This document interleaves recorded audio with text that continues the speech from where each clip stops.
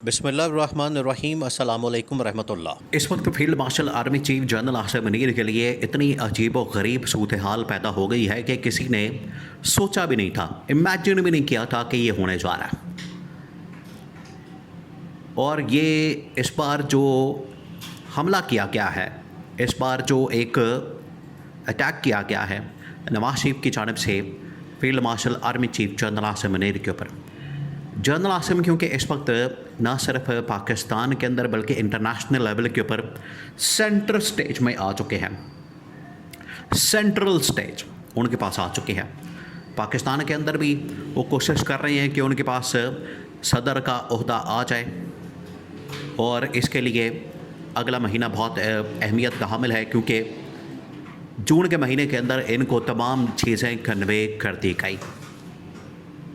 तो peoples party ने भी जनरल आसिम के ऊपर हमला किया। इसके अलावा जब शहबाज शरीफ कहीं आता है जाता है तो अब इसको भी ख़त्म कर दिया जाएगा।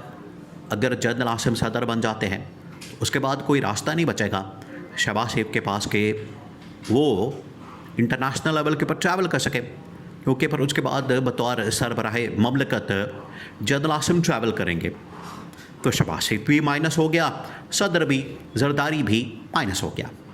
तो दोनों जब माइनस हो जाएंगे, अब इनको ये पता चल गया। अब जब दोनों ने मिलकर ये शिकायत की है, ये एक बहुत ही खुफिया तरीके से कम्युनिकेशन की गई नवाज शरीफ के साथ, और उसके बाद इतनी बड़ी डेवलपमेंट हुई है कि आप सोच भी नहीं सकते। और आज तकरीबन कोई 16 साल बाद पाकिस्तान में एक बार फिर से पाकिस्तान की फ़ौज के ऊपर, इस्टेब्लिशमेंट के ऊपर ये एक बहुत बड़ा हमला किया गया। हुआ ये है कि आसिफ जरदारी ने और शहबाज शरीफ ने नवाज शरीफ को कन्वे किया कि हमारे साथ ये होने जा रहा है। देखिए, हैं तो ये असल में एक ही चट्टे बट्टे के लोग, ये एक दूसरे के साथ मिलकर बैठकर खाने वाले, लूट मार करने वाले। इसमें 19-20 का भी फ़र्क नहीं। शहबाज शरीफ, आसिफ जरदारी, मरियम नवाज़, नवाज शरीफ, इसहाक डार और बाकी जो छोटी मोटी इनके साथ लीडरशिप मौजूद होती है, वो तमाम के तमाम लोग ये एक ही पेज पर होते हैं इस मामले में कि हमने पावर में रहना है, हुकूमत में रहना है, हुकूमत में रहेंगे तो एहतसाब से भी बचे रहेंगे, लूट मार भी करते रहेंगे। दो फ़ायदे, नाले चौपड़ियाँ थे नाले दो फ़ायदे। क्या हुकूमत में रहने का फ़ायदा एक ये कि आपके ऊपर कोई हाथ नहीं डालेगा, तमाम इदारे आपके अपने पास कंट्रोल में, और आपका कोई एहतसाब नहीं करेगा।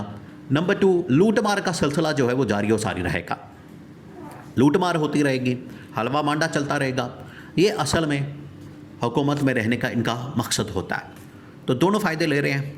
इनको जब नज़र आया कि हम हुकूमत से निकलेंगे ये दोनों फ़ायदे छिन जाएंगे, फिर उसके बाद हमारी अकाउंटेबिलिटी, एहतसाब और गिरफ्तारियाँ, केसेस, करप्शन केसेस, जिसका पलंदाब आ चुका है मार्केट के अंदर। और अभी आपको पता है ट्रेलर चलाया गया, अभी तो मज़ीद केसेस इनके ऊपर बनने हैं, ट्रायल होना, केसेस बने, ये तमाम चीज़ें होंगी। अब हुआ ये कि नवाज शरीफ को कहा गया कि आप कुछ करें, और आसिफ जरदारी ने असल में ये पूरा प्लान दिया नवाज शरीफ को कि मैं क्योंकि गवर्नमेंट के अंदर बैठा हूँ, तुम ये साजिश करो। तो नवाज शरीफ ने सेम वही साजिश जो आज से 16 साल पहले पीपल्स पार्टी ने उस वक्त की इस्टेब्लिशमेंट जनरल कियानी के ख़िलाफ़ अमेरिका के अंदर लॉबिंग की। अमेरिका में इन्होंने मेमोगेट स्कैंडल किया, जो पाकिस्तान के अंदर मेमोगेट स्कैंडल के नाम से मशहूर हुआ। और ठीक उसके 2 साल बाद पाकिस्तान के अंदर नवाज शरीफ ने फिर डॉन लीक्स का स्कैंडल किया। तो इनका जो असल टारगेट होता है, इन्होंने हमेशा ही जरदारी हो या फिर नवाज शरीफ हो, पीपल्स पार्टी की लीडरशिप हो, नून लीग की लीडरशिप हो, इनका जो अल्टीमेट टारगेट होता है, निशाना होता है, वो इस्टेब्लिशमेंट होती है। इस्टेब्लिशमेंट को निशाना बनाते हैं, उसको टारगेट करते हैं, उसको हमेशा ये निशाने पर रखते हैं।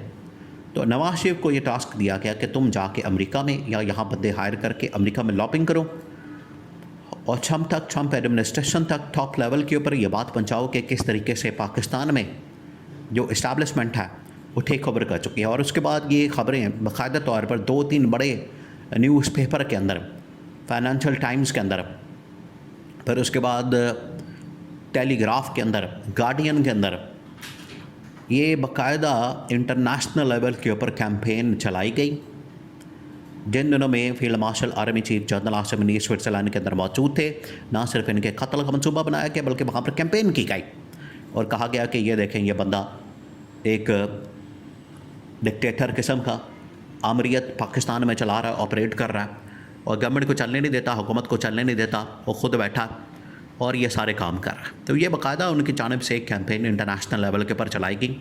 इस चीज़ को मद्देनज़र रखते हुए जब इनकी जानिब से पूरा एक मंसूबा खोल दिया गया field marshal army chief general Asim Munir के ख़िलाफ़, तो अब ये इंटरनेशनल लेवल के ऊपर अमेरिका में पूरी लॉबिंग की जा रही है।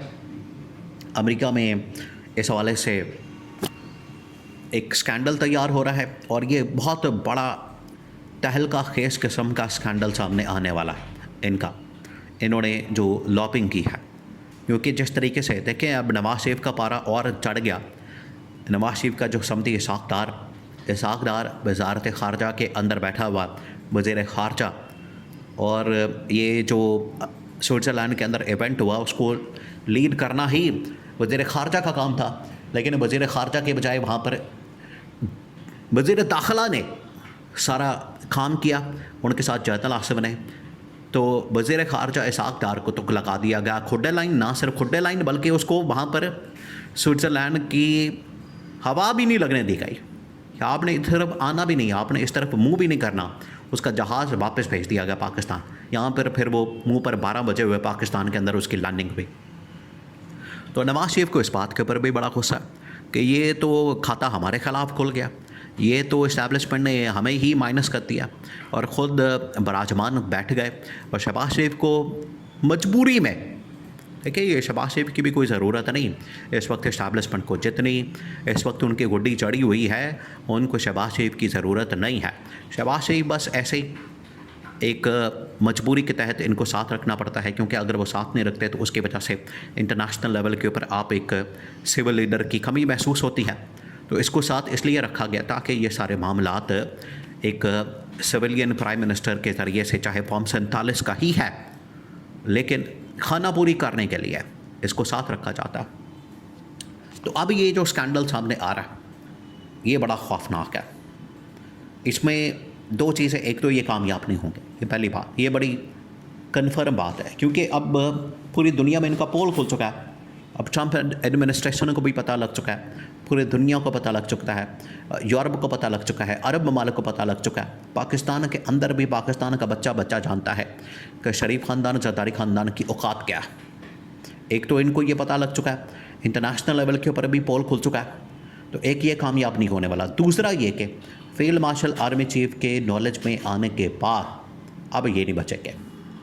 जैसे वो स्कैंडल बहुत सारी गर्दनें ले गया, वज़ीर आज़म को ले गया, बाद में इनकी गवर्नमेंट को ले गया, उन्होंने पकड़ के जरदारी गवर्नमेंट को आज तक इतना बदनाम किया और आज तक स्कैंडल उनका पीछा कर रहे हैं। बिल्कुल उसी तरीके से इनके ख़िलाफ़ भी बाकायदा पूरी मुहिम और कैंपेन चलाने का फैसला किया गया और इसका हिसाब किताब लिया जाएगा नवाज शरीफ से।